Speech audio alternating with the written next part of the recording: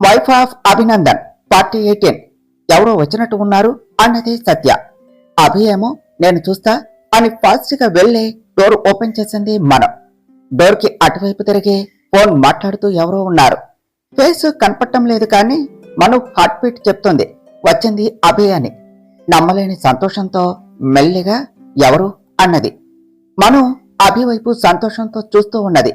ఎంతసేపటికి మను కదలకపోయేసరికి ఎవరబ్బా వచ్చింది అని వచ్చి చూసింది సత్య. అభి, వాట్ ఏ ప్లెజెంట్ సర్ప్రైజ్, నువ్వేమిటి ఇలా, ఎప్పుడూ లేనిది ఎలా వచ్చావు? ఎనీథింగ్ అని అడిగింది. అమ్మా పాప పి సుశీల, అభి ఒక్కడే కాదు ఇక్కడ, నేను కూడా వచ్చాను, నన్ను ఎవరూ పట్టించుకోరే అన్నాడు సంతోష్. సంతోష్, నువ్వు ఎక్కడో గోడకి ఆ పక్కన ఉంటే ఎలా కనిపిస్తావు, ఏమిటి ఎలా వచ్చారు అని అడిగింది సత్య. డోర్ బయట నిలబెట్టి అడుగుతావా, లేకపోతే లోనికి వచ్చి ఆన్సర్ చేయొచ్చా అన్నాడు సంతోష్. అయ్యో సారీ, ప్లీజ్ కమ్ అన్నది సత్య. మైత్రి, మైత్రి, ఏమిటి కొత్తగా చూసినట్టు చూస్తున్నావు అని ముఖం మీద చిటిక వేశాడు సంతోష్. సంతోష్ అన్నయ్య, మీరు ఇక్కడ రండన్నయ్య లోనికి అని పిలిచింది మనం. డోర్కి అడ్డంగా ఉంటే ఎలా రావాలి అన్నాడు అభి. అయ్యో సారీ సార్, ప్లీజ్ కమ్ అని పిలిచింది మనం. అభి, మీరేమిటి ఇలా ఇక్కడ అని అడిగింది సత్య. జస్ట్ ఇలా వెళుతూ ఒకసారి కలుద్దాం అని సంతోష్ అంటే సరే అని తీసుకుని వచ్చాను అని చెప్పాడు అభి. ఆ మాటకి సంతోష్ షాక్ అయ్యాడు. ఏంట్రా బావా ఆ ఏదో ఎక్స్ప్రెషన్స్ చూడలేకపోతున్నా అన్నాడు అభి. అంతే సత్య, నేనే మిమ్మల్ని బాగా మిస్ అవుతున్నాను. పైగా నా చెల్లెలు మైత్రి అయితే ఒకటే గుర్తొస్తుంది, అందుకే మా బావని ఇలా తీసుకుని వచ్చాను అని చెప్పాడు సంతోష్ నవ్వుతూ. అభి కోపంగా చూశాడు. మైత్రి, నీ చేతితో కాఫీ పెట్టవా అని అడిగాడు సంతోష్. అలాగే అన్నయ్య, సార్ మీకు కూడా అని అడిగింది మన. నాకేమొద్దు అన్నాడు అభి. వాడంతే అంటాడు కానీ నువ్వు వెళ్ళమ్మా అన్నాడు సంతోష్. ఇంకేమిటి సంతోష్, ఈరోజు వర్క్ ఏమీ లేదా, ఇలా తిరుగుతున్నారు అన్నది సత్య. ఈరోజు హాఫ్ కదా, అందుకే ఏదో జస్ట్ అలా అని చెప్పాడు సంతోష్. అభి వచ్చాడు అన్న ఆనందంలో ఫాస్ట్ గా కాఫీ రెడీ చేసి వాళ్ళ దగ్గరకు వెళ్లి, అన్నయ్య ఇదిగోండి కాఫీ, సార్ మీరు కూడా తీసుకోండి అన్నది మన. థ్యాంక్స్ మైత్రి అన్నాడు సంతోష్. నాకొద్దు, నేను తెమ్మలేదు అన్నాడు ఆదిత్య. అభి ప్లీజ్ తీసుకో, సీన్ చేయకు అన్నది సత్య. తీసుకో బావా, తీసుకోమంటే బెట్టి చేస్తావు, మళ్ళీ కాఫీ ఏమో వదలకుండా తాగుతావు అని మెల్లిగా అన్నాడు సంతోష్. అభి కోపంగా కాఫీ తీసుకుని తాగాడు. సత్య ఒకసారి ఇలారా అని పిలిచింది మనం. అభి ఇప్పుడే వస్తాను అని మనుతో పాటుగా కిచెన్ లోనికి వెళ్ళింది సత్య. సత్య అని చాలా మృదువుగా పిలిచింది మనం. ఏమిటి విషయం, అంత గోముగా అడుగుతున్నావు అన్నది సత్య. సత్య బేబీ, అభి ఎలాగో వచ్చాడుగా, లంచ్ చేసి వెళ్ళమని చెప్పు ప్లీజ్ అన్నది మనం. నేనెందుకు, నువ్వే చెప్పొచ్చుగా అన్నది సత్య. చూసావుగా, నా చేతితో కాఫీ ఇస్తేనే వద్దన్నాడు, ఇంకా లంచ్ చేయమంటే ఏమీ లేదు, ఇక నా పని అంతే, ప్లీజ్ సత్య ప్లీజ్ అని బ్రతిమలాడింది మన. అంత వద్దు, నేను అడుగుతాను, అయినా ఇప్పటిదాకా లంచ్ కి ఏం చేద్దాము అంటే నాకేం వద్దు, నీకు నచ్చింది చెయ్యి, మూడ్ లేదు అది ఇది అన్నావు. ఇప్పుడు అభిని చూడగానే పిల్లకి ఎంత హుషారు వచ్చింది, అయినా అభి వస్తున్నాడు అని అంత కరెక్ట్ గా ఎలా చెప్పావే బాబు అని అడిగింది సత్య. ఏమో సత్య, తన ప్రెజెన్స్ ఎక్కడ ఉన్నా నాకు ఈజీగా తెలిసిపోతుంది, తన గుండె చప్పుడో నా మనసుకి తెలుస్తుంది అని చెప్పింది మనం. గ్రేట్ లవ్వే బాబు మీది, అయినా నీకు ఉన్న అదే ఫీలింగు అక్కడ అభికి కూడా ఉంటుందా అని అడిగింది సత్య. నా అభికి నేను ఎక్కడ ఉన్నా తన మనసుకి తెలిసిపోతుంది, కాకపోతే అది నేనే అని తెలుసుకోలేకపోతున్నాడు, కావాలంటే వెళ్ళి చూడు. నేను ఇచ్చిన కాఫీ అంత కోపంగా తీసుకున్నాడు, కానీ ఇప్పుడు చూడు ఎంత ఇష్టంగా తాగుతాడో అన్నది మనం. సరే పద అని హాల్లోనికి వెళ్లారు ఇద్దరు. మైత్రి ఇచ్చిన కాఫీని తీసుకుని తాగుతూ ఉన్నాడు. ఫేస్ లో ఇరిటేషన్ లేకుండా చిన్నపాటి స్మైల్ వచ్చింది అభయకి. నిజమే మను, చూడు ఎలా తాగుతున్నాడు, ఇందాకేమో నాకు వద్దు అంటే వద్దు అన్నాడు, ఇప్పుడేమో హ్యాపీగా తాగుతున్నాడు అని మెల్లగా అన్నది సత్య. ఏమిటి మైత్రి, మీలో మీరే ఏదో రహస్యాలు మాట్లాడుకుంటున్నారు అని అడిగాడు సంతోష్. అదేమీ లేదు సంతోష్, మీకోసం ఇక్కడే లంచ్ ప్రిపేర్ చేద్దాము అని అసలే ఫస్ట్ టైం వచ్చారు అన్నది సత్య. సత్య, డోంట్ బి ఫార్మాలిటీస్, ఇప్పుడేం వద్దు, మేము వెళ్తాము అన్నాడు అభి. అయ్యో సార్, ఎలాగో లంచ్ టైం అవుతున్నది, ఒకేసారి లంచ్ చేసి వెళ్ళొచ్చుగా అన్నదే మనం. అవును అభి, ప్లీజ్ అన్నదే సత్య. పోనీలే బావా, ఒకేసారి లంచ్ చేసి స్టార్ట్ అవుదాం అన్నాడు సంతోష్. అభి ఓకే అన్నాడు. సత్య, మనం లంచ్కు ఏం చేద్దాం అని ఎక్సైట్మెంట్ తో అడిగింది మనం. మైత్రి, ఏదో సింపుల్ గా చేయండి, అంత స్ట్రెస్ తీసుకోకండి అని చెప్పాడు సంతోష్. భలే వాళ్ళన్నయ్య, ఫస్ట్ టైం మీరు వచ్చారు, మరి సింపుల్ గా చేస్తే ఎలాగా? అభి, నీకు ఫ్రాన్స్ బిర్యానీ అంటే ఇష్టంగా, అదే చేద్దాం అని ఎక్సైట్మెంట్ తో చెప్తూ తర్వాత తాను ఏమన్నదో గుర్తు చేసుకుని నాలుక ఖర్చుకున్నదే మనం. సత్య మనసులో, ఇది ఎప్పుడు ఇంతే, అభిని చూస్తే చాలు ఏం వాగుతుందో కూడా తెలియదు, ఎప్పుడు నేనే కవర్ చేయాలి, ఇప్పుడు ఎలా అనుకున్నది. మైత్రి, నీకెలా తెలుసు అభికి ఫ్రాన్స్ బిర్యానీ ఇష్టం అని అన్నాడు సంతోష్. సంతోష్, నేనే ఒకసారి మైత్రితో చెప్పాను అన్నది సత్య. అంతే అన్నయ్య, సత్య చెప్పింది అని చెప్పి, థ్యాంక్స్ సత్య, కవర్ చేశావు అన్నది మనం మెల్లగా. సత్య అని పిలిచాడు అభి. అమ్మో, ఇప్పుడు అభి ఏం అడుగుతాడో, నాకు ఎలా తెలుసు అని అడిగితే నేను ఏం చెప్పాలి? అయినా అభికి ఏమిష్టమో నాకేం తెలుసు? ఛా, ఈ మను ఒకటే నోటి దురద, ఎప్పుడు ఇలాగే బుక్ చేస్తుంది అని అనుకుంటూ ముందు ఇక్కడి నుంచి ఎస్కేప్ అవ్వాలి అని అనుకుని, సంతోష్, మనం మార్కెట్కు వెళ్ళి ఫ్రాన్స్ తీసుకుని వద్దాం, వస్తావా ప్లీజ్ అన్నదే సత్య. పద సత్య అని సంతోష్ బయటకు వెళ్ళాడు. మైత్రి, నేను మార్కెట్కు వెళ్తాను, నువ్వు ఈ లోపు రిమైనింగ్ అరేంజ్ చేసుకో అని ఫాస్ట్ గా అక్కడి నుండి బయటకు వెళ్లిపోయింది సత్య. అమ్మో, అభికి డౌట్ వచ్చినట్టున్నది, సత్య ఎస్కేప్ అయ్యింది. అమ్మో, అయినా చూడు చంపేసేలాగా చూస్తున్నాడు, ముందు ఇక్కడి నుంచి జంప్ అయిపోవాలి అనుకుని, సార్ నేను కిచెన్ లోనికి వెళ్తాను, మీకేం కావాలి అన్న పిలవండి అని వెళ్లిపోయింది మనం. సంతోష్ కారులో వెళుతూ సత్యతో, మైత్రి అభి గురించి మాట్లాడదామా? సత్యకి మను అంటే ఇష్టం, మరి ఈ విషయం చెప్తే తను పాజిటివ్ గా తీసుకుంటుందా? తనకి అభి అన్నా కూడా ఇష్టమేగా, అభి కోసమైనా నేను చెప్పింది ఒక్కసారైనా ఆలోచిస్తుంది. సత్య కూడా అభి సంతోషంగా ఉండాలి అనేగా కోరుకునేది. ఒకసారి సత్యతో మాట్లాడితే తను కూడా నాకు ఏమైనా హెల్ప్ చేయవచ్చు, మైత్రి మనసులో ఏముందో తెలుసుకోవచ్చు అని అనుకున్నాడు. సంతోష్, ఏమిటి కారు ఎక్కినప్పటి నుంచి చూస్తున్నా, ఏదో చాలా డీప్ గా థింక్ చేస్తున్నావు, ఎనీథింగ్ సీరియస్ అని అడిగింది సత్య. నథింగ్ లైక్ దట్ సత్య, ఈ విషయం నీతో ఎలా చెప్పాలి, నీతో చెప్తే నువ్వు ఎలా రిసీవ్ చేసుకుంటావో అని అన్నాడు సంతోష్. ముందు మ్యాటర్ ఏమిటో చెప్పు సంతోష్, అప్పుడే కదా నాకు తెలిసేది అన్నది సత్య. అది మైత్రి అని సంతోష్ ఏదో అడగబోతూ ఉంటే సత్య కంగారుగా, మైత్రి అంటున్నాడేమిటి, కొంపతీసి సంతోష్కి కూడా ఏమైనా డౌట్ వచ్చిందా అని ఆలోచిస్తూ ఉన్నది. సత్య, ఏమిటి నేను మాట్లాడుతుంటే నువ్వు ఎటో చూస్తున్నావు అన్నాడు సంతోష్. ఏమీ లేదు సంతోష్, నువ్వు మైత్రి అంటున్నావేమిటి, తానేమన్నా మిస్టేక్ చేసిందా అని అడిగింది సత్య. అదేమీ లేదు సత్య, నీకు మైత్రి మీద ఒపీనియన్ ఏమిటి అని అడిగాడు సంతోష్. మైత్రి తను చాలా మంచిది, ఏ అలా అడిగావు అన్నది సత్య.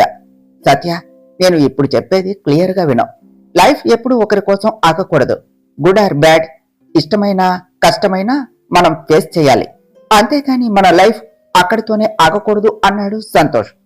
నువ్వు ఏం చెప్పాలి అనుకున్నావో క్లారిటీగా చెప్పు, ఇలా సగం సగం చెప్పకు ప్లీజ్ అన్నది సత్య. మను గురించి సత్య అన్నాడు సంతోష్. సంతోష్ మను అనేసరికి సత్య సైలెంట్ గా ఉన్నది. మన అభి లైఫ్ మనుతో ఆగిపోయింది, ఇప్పుడు మైత్రితో అభి లైఫ్ కొత్తగా స్టార్ట్ అవ్వాలి అని అనుకుంటున్నాడు. దీనికి నీ హెల్ప్ నాకు కావాలి. నాకు తెలుసు నీకు మను అంటే ప్రాణం అని, నీకు తెలుసు నాకు మను అంటే ఎంత ఇష్టమో, కానీ ఏం జరిగిందో ఎలా జరిగిందో మనకు తెలియదు. మనం మన మధ్య లేదు, పోనీ తీసుకొద్దాము అంటే ఎలా ఉందో ఎక్కడ ఉందో తెలియదు, తెలిసే ఛాన్స్ లేదు. అభికి మను మీద కోపమో తెలియదు, ఇష్టమో తెలియదు. వాడి లైఫ్ లోనికి ఇంకొక అమ్మాయి ఎవరూ రావటానికి వీలు లేదు అని అన్నాడు. అలా అని ఇంకెన్నాళ్ళు వాడిని అలా వదిలేయాలి? నాకు మళ్ళీ మన పాత అభిని చూడాలి అని ఉన్నది. వాడి ముఖంలో చిరునవ్వు, వాడి కళ్ళల్లో సంతోషం చూడాలి అని ఉంది. ఇదంతా కేవలం మైత్రితోనే జరుగుతుంది అని నాకు అనిపిస్తుంది. సత్య, నీకు తెలుసుగా, మను దూరం అయ్యాక అభి ఎలా ఉన్నాడు? ఏదో పోగొట్టుకున్నవాడిలా ఒంటరిగా ఉన్నాడు. నవ్వటం మర్చిపోయాడు. ఎన్నాళ్ళు అలా ఉన్నవాడు మైత్రి పరిచయంతో నవ్వటం చూశాను. ఆడవాళ్లను పట్టించుకొని తను మైత్రి మీద కన్సర్న్ చూపించాడు. ఇప్పుడు మైత్రి మీద కోపంగా ఉండవచ్చు, కానీ వాడు మైత్రి దగ్గర వాడిలాగే ఉంటాడు. ఈ రోజు కాకపోయినా రేపైనా మైత్రి తోడు ఉంటే అభి మారుతాడు. మళ్ళీ మన అభి మనకి దగ్గరవుతాడు అని నాకు నమ్మకం ఉన్నది. అందుకే నేను అభి మైత్రిలను కలపాలి అని అనుకుంటున్నాను. కానీ మైత్రి మనసులో ఏముందో తెలియదు. బట్ మైత్రికి కూడా అభి అంటే ఎక్కడో ఇష్టం ఉన్నట్టే ఉన్నది. ఇన్ఫాక్ట్ నాకు మైత్రి మాటలు అల్లరి చూస్తే ఒక్కోసారి మన మనుని చూసినట్టే ఉంటుంది. మైత్రి దగ్గరుంటే అభి కన్ఫర్మ్ గా మారుతాడు. ఆ నమ్మకం నాకున్నది. నువ్వు మైత్రి మనసులో ఏముందో తెలుసుకొని అభి మైత్రులను కలపడానికి నాకు హెల్ప్ చేస్తావా అని అడిగాడు సంతోష్. అభి కోసం ఎంతలా ఆలోచిస్తున్నాడు. మైత్రిని మన మను అని చెప్తే వద్దు, అలా చెప్తే సంతోష్ ఆగడు, మొత్తం అభికి చెప్తాడు. అప్పుడు మళ్ళీ ప్రాబ్లం మొదటికి వస్తుంది అని ఆలోచిస్తూ ఉన్నది సత్య. సత్య సత్య ఏమిటి, నేను అడిగిన దానికి ఆన్సర్ చేయకుండా ఏదో ఆలోచిస్తున్నావు అన్నాడు సంతోష్. ఏమీ లేదు సంతోష్, ఏం చెప్పాలా అని. నాకు అభి హ్యాపీగా ఉంటే సంతోషమే, కానీ మైత్రి మనసులో ఏముందో తెలియదు. మైత్రిని నేను అడుగుతాను, తనకు ఇష్టమైతేనే నేను నీకు కన్ఫర్మ్ గా హెల్ప్ చేస్తాను అని చెప్పింది సత్య. థ్యాంక్స్ సత్య, ఈ హెల్ప్ చేస్తే అభి లైఫ్ సెట్ అవుతుంది. మనం ఎలాగైనా అభి మైత్రిలను కలపాలి. మైత్రి అభిని మార్చుకుంటుంది, నాకు నమ్మకం ఉంది అన్నాడు సంతోష్. ఇద్దరు అలా మాట్లాడుకుంటూ మార్కెట్ కు వెళ్లారు. సార్, ఈ ఫ్రూట్స్ కట్ చేసి బౌల్లో వేసి ఇవ్వనా? సత్య వాళ్ళు వచ్చే లోపల టైం పాస్ అవుతుంది అన్నది మనం. నాకేమీ వద్దు, నీ పని నువ్వు చూసుకో, వెళ్ళు అన్నాడు అభి. నా ప్రాణమే నువ్వు అభి అనుకుని, సార్ మీకు నా మీద కోపం, మరి పాపం ఈ ఫ్రూట్స్ ఏం చేశాయి? ఇదిగోండి తీసుకోండి సార్ ప్లీజ్, మళ్ళీ మీరు మా ప్లాట్ కు వస్తే మర్యాదలు కూడా చేయలేదు అని అన్నా అంటారు అన్నదే మనం. అభి సీరియస్ గా చూశాడు. అబ్బా సార్, ఇప్పుడు నేనేం చేశాను? ప్రతిదానికి అలా సీరియస్ గా చూస్తారు నన్ను. ఇప్పుడు నేనేం మిస్టేక్ చేశాను? ప్లీజ్ సార్ తీసుకోండి అన్నదే మనం. అభి సైలెంట్ గా బౌల్ తీసుకున్నాడు. మనం తిరిగి కిచెన్ లోనికి వెళ్ళింది. మైత్రి అని పిలిచాడు అభి. హా సార్ చెప్పండి అని కిచెన్ లో నుండి అన్నదే మనం.